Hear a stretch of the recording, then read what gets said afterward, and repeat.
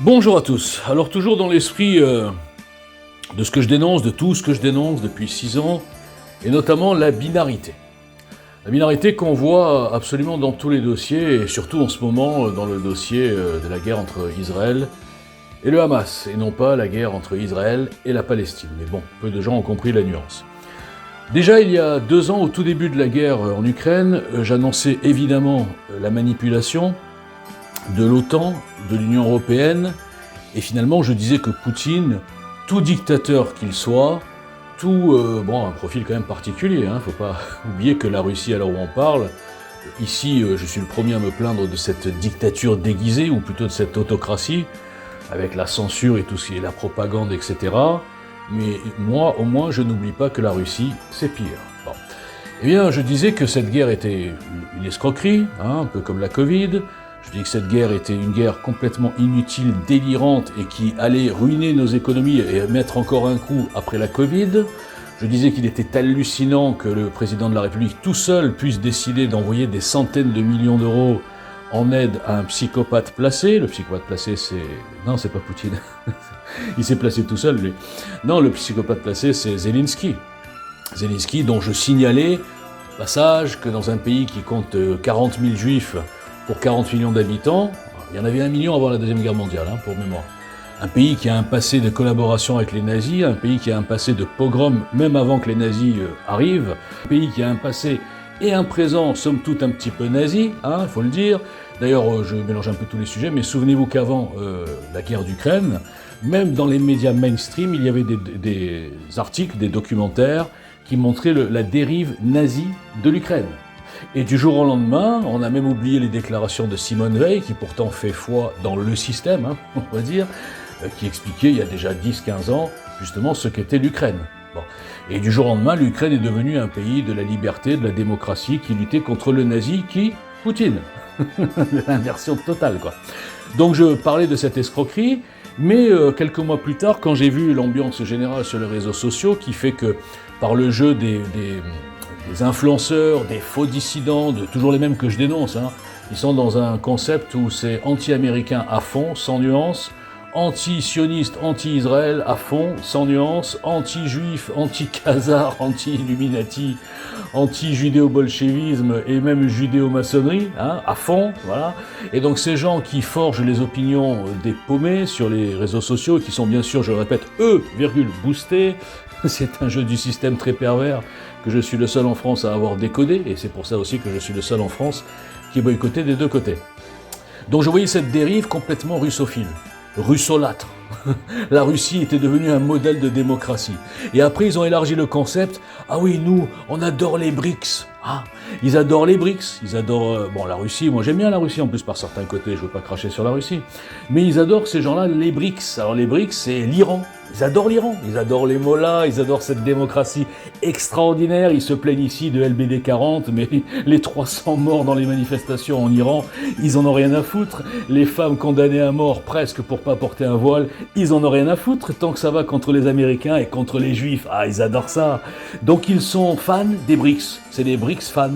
La Chine aussi. La Chine, bien sûr, qui n'est absolument pas impérialiste, qui n'est absolument pas mondialiste, qui n'est absolument pas pour le système de contrôle et de propagande, qui n'est absolument pas pour le crédit social. Eh bien, tout ce groupement extraordinaire de la nouvelle liberté des résistants, regroupant les dictatures les plus infâmes, eh bien, ces gens-là sont devenus fans des BRICS. Donc là, quand il y a eu le conflit qui s'est ouvert il y a 2 mois, ils ont fait semblant, les mêmes, je parle toujours des mêmes, on rigole un peu, ils ont fait semblant de croire que c'était Netanyahou lui-même qui avait tout organisé, etc., en oubliant de dire à leurs fans complètement lobotomisés, influencés, je dirais, que les seuls qui avaient intérêt à ouvrir un deuxième front, c'est Poutine, donc la Russie, et l'Iran qui voulait casser la signature qui était proche, l'élargissement des accords d'Abraham entre Israël et l'Arabie Saoudite.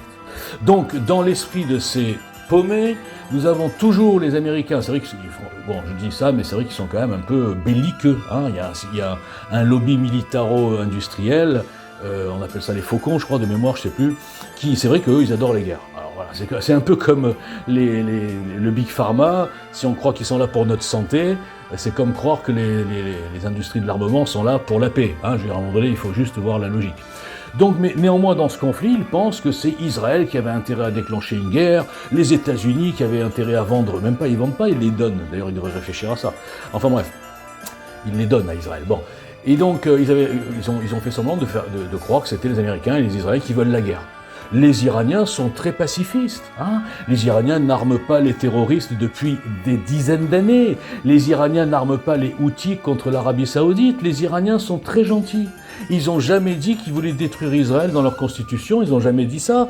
Ils n'ont jamais truqué leurs recherches nucléaires en envoyant les vérificateurs sur des fausses pistes pendant qu'ils sont en train de construire une bombe atomique. Ces gens-là, je parle bien de toujours les mêmes, hein, ils seront très contents quand l'Iran aura la bombe atomique.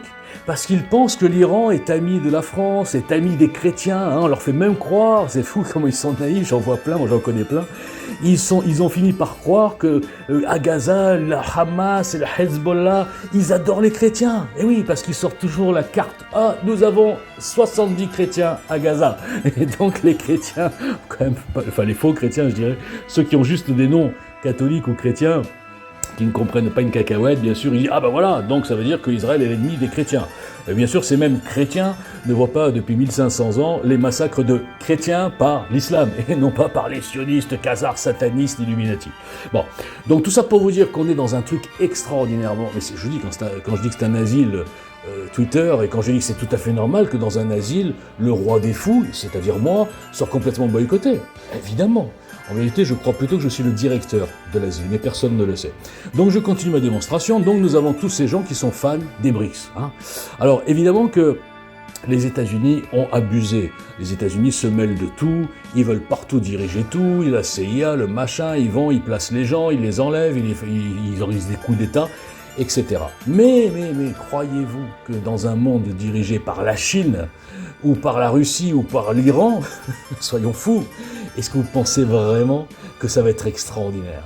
Est-ce que vous pensez vraiment que vous aurez une presse libre, des démocraties, pas de voile obligatoire, pas de crédit social, pas de presse complètement étouffée, pas d'opposants en prison et torturés? Mais vous êtes complètement marteaux, les gars.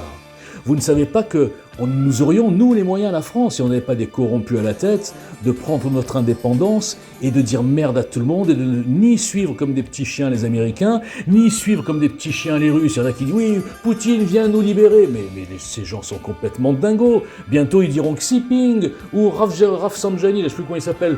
Venez nous libérer. Nous, la France, on a besoin de vous, on a besoin de l'Iran. On a déjà pas mal d'islamisme, mais on en voudrait encore un petit peu plus. Hein, bon, donc moi, je vous le dis, les gars.